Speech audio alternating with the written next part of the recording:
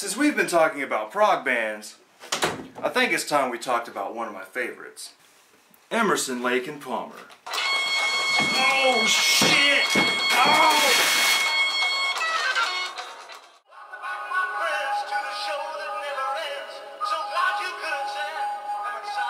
Holy shit indeed. Like King Crimson, Vandergraaf Generator, and Griffin, listening to Emerson, Lake and Palmer's music is a mind-altering, perception of reality-shattering hell of a good time. Seriously, this is what happened the first time I listened to them.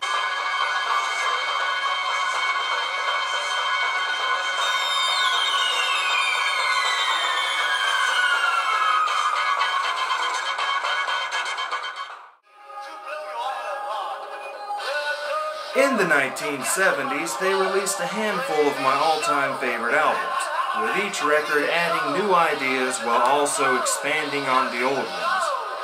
With a track record like that, you'd think that ELP could do no wrong, right? Wrong. In 1978, they released an album that is the epitome of a good prog band gone bad.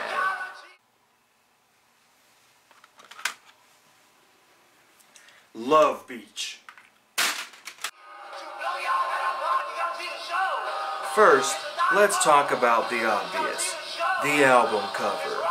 Normally an album cover is meant to be engaging, something that says, hey, buy us, we're cool. This one says, what happens at the Love Beach, stays at the Love Beach. Now sometimes an album cover can be misleading, like making you believe that you're buying a badass heavy metal album only to find out that it's opera-based rock and roll. And that is definitely true here because it looks like the misprint to a fucking Bee Gees album.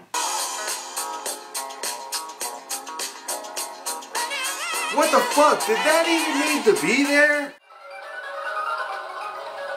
Emerson, Lake and Palmer recorded Love Beach solely to finish up their contract with Atlantic Records. That's always a good sign. Do a half-assed job just so you can leave early. Now this album is written in two halves. One side of songs written by Lake solely to create a pop hit, and the other side written by Emerson just to try and hold what little dignity the band had left. I don't imagine this album causing any earthquakes. But all I want is you.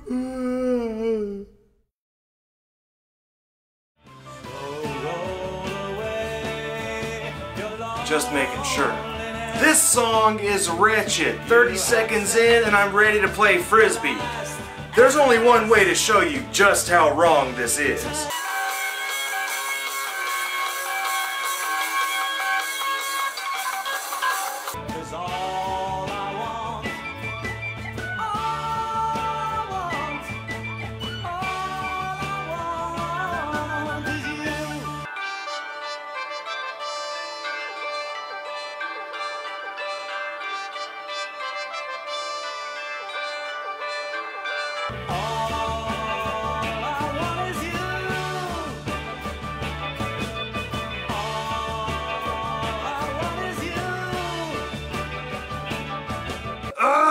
See what I mean?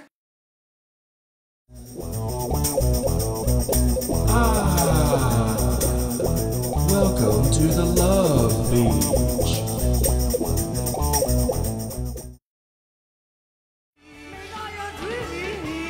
The title track is just a cheap love song with the easiest lyrics you could ever use. And it's got a very irritating ending. No, you're not.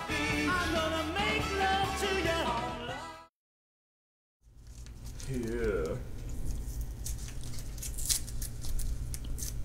Taste my love.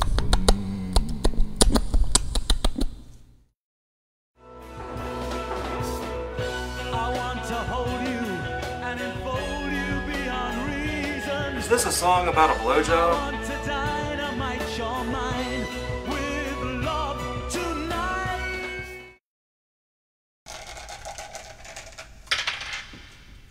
Track 4, The Gambler. Hey, mister, give me back them dice. This song could be a metaphor for this whole CD. It is a gamble to release something like this to fans who expect much more, and given the fact that they broke up shortly after this album's release, I guess you could say they had to fold.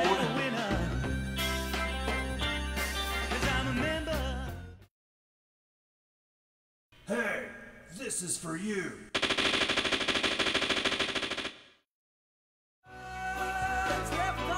It's sad how a band can kick so much ass on a song that's half an hour long, yet be so boring on a song that's barely 5 minutes.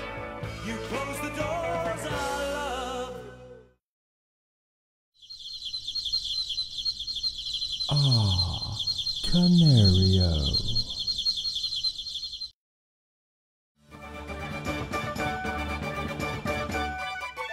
Finally, a song that shows some real musicianship.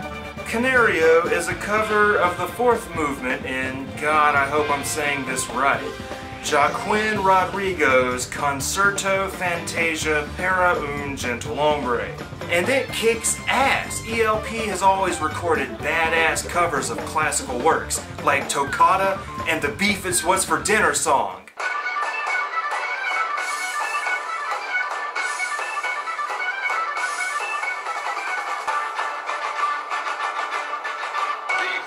It's what's for dinner.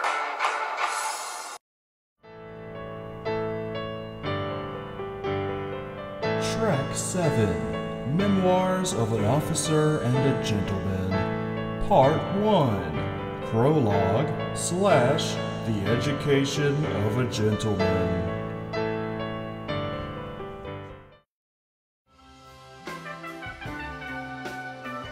Now the first part of this 20-minute epic is much better than this whole album. Not much really happens, but it is still the first piece. Maybe it'll get bigger.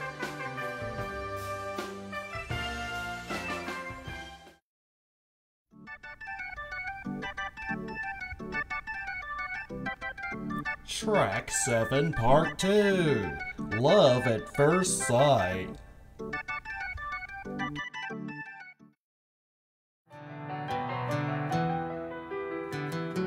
Love at First Sight is filled with some fantastic keyboard work by Keith Emerson, and that's one of the things that I love about this band. Keith Emerson plays the fuck out of the piano.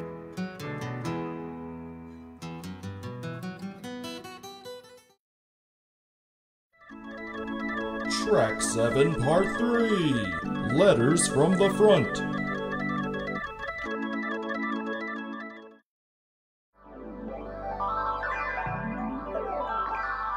This is a keyboard-heavy piece where even Carl Palmer gets a chance to shine. A little. You know, everyone on here has had a pretty good moment or two.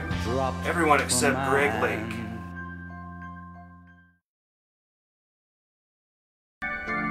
Track 7, Part 4. Honorable Company. A March.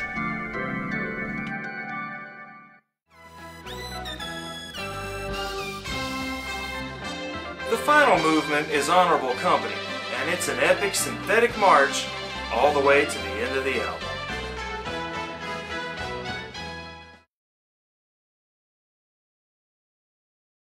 This album is a worthless waste of great fucking talent. Even the band themselves have disowned this album, so why does it even exist? Oh yeah, they wanted to fulfill their contractual obligations, and you can hear it in the music. Everything on here is lazy, watered-down, vanilla bullshit. Even Memoirs of an Officer and a Gentleman, while redeeming the album a little, never reaches those levels of mystic musical mindfucks. This album stained the legacy of these once great prog heroes. The group split up and did not release another album together until 1992's Black Moon and 94's In the Hot Seat. And those albums fucking suck too. Love Beach as a whole feels like Emerson tried a little, Lake gave up, and Carl Palmer, he was just happy to be there. Exactly.